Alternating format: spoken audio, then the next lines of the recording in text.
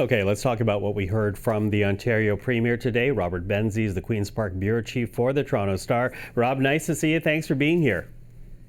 Always a pleasure, Michael. So listen, the Premier, as you know, has taken a lot of heat for running this ad, presumably derailing trade talks with the United States as a result. But from what I'm hearing, Doug Ford seems quite unapologetic, despite being called out by Donald Trump himself. So why does the Premier think this was a worthwhile strategy?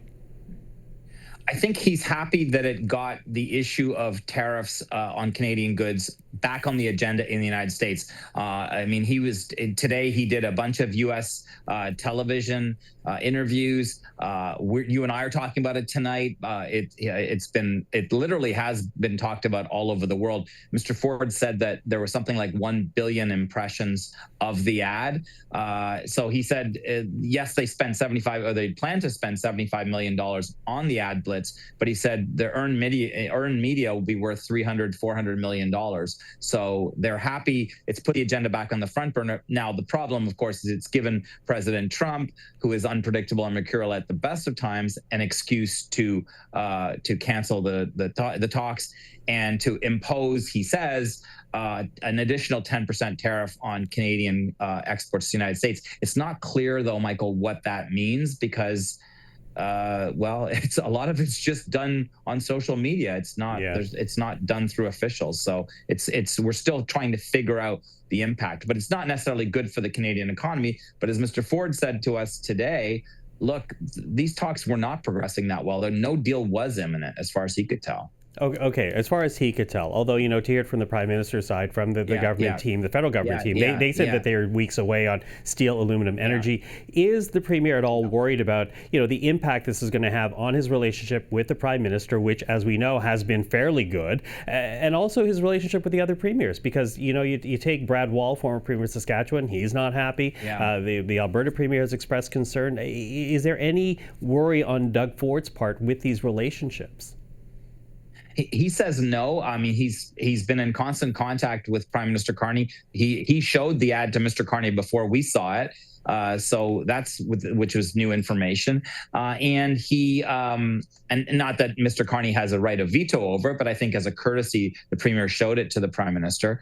And Mr. Ford was noting that NDP premiers in British Columbia, David Eby, and in Manitoba, Wab Kinew, are supportive of him and this stance. Yes, Danielle Smith and former Saskatchewan Premier Brad Wall have questioned the wisdom of the ad and are happy that it's no longer on the air. But I think, Michael, that they are. Ford is saying, look, I have to look out for Ontario's interests, and Ontario's interests are the auto business.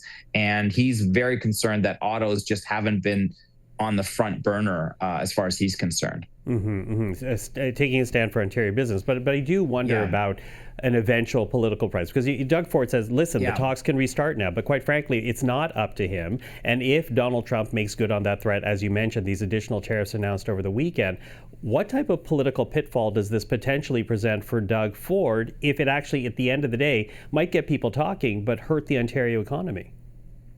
I mean, that's the long game. Is if this is directly responsible for hurting the Ontario economy, then yes, he would pay some political price. But I'm not sure most Ontarians believe that that's the case. I think this is one of these situations, Michael, that's actually good politically for Mark Carney, in that it shows Canadians, no wonder we don't have a deal. Look who we're dealing with. We're dealing with someone so petulant that a 60-second ad featuring a 38-year-old speech of Ronald Reagan talking about tariffs being bad derails talks. That tells you that no wonder Carney can't get a deal. It's hard to deal with Trump.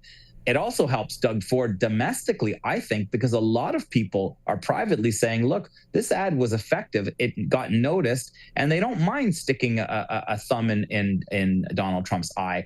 It's short-term gain for long-term pain.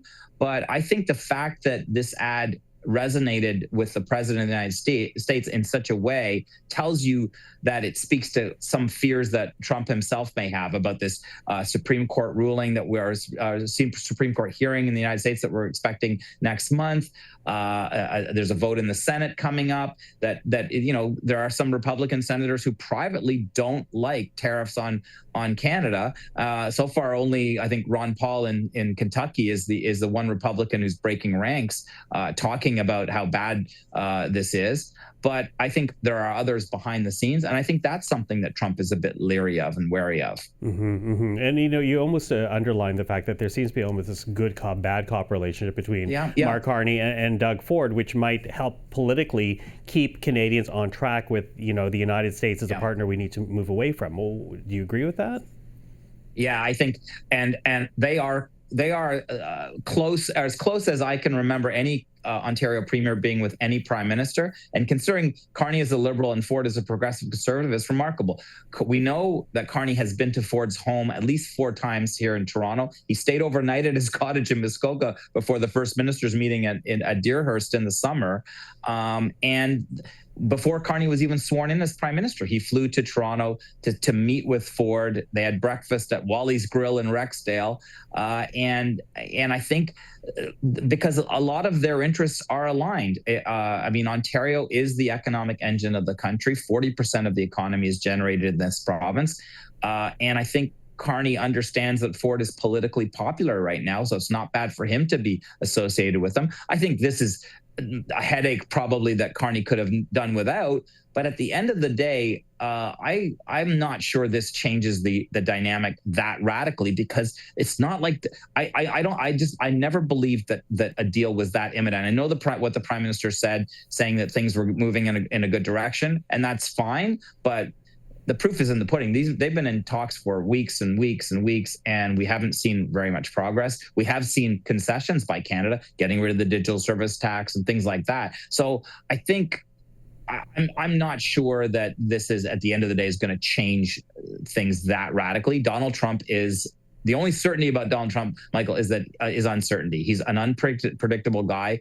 He likes to be unpredictable, and it's a chaos theory, I guess. Yeah, absolutely. Listen, Rob, always appreciate the time. Thank you for this. Great to see you, Michael. Cheers. Thank you. Bye-bye.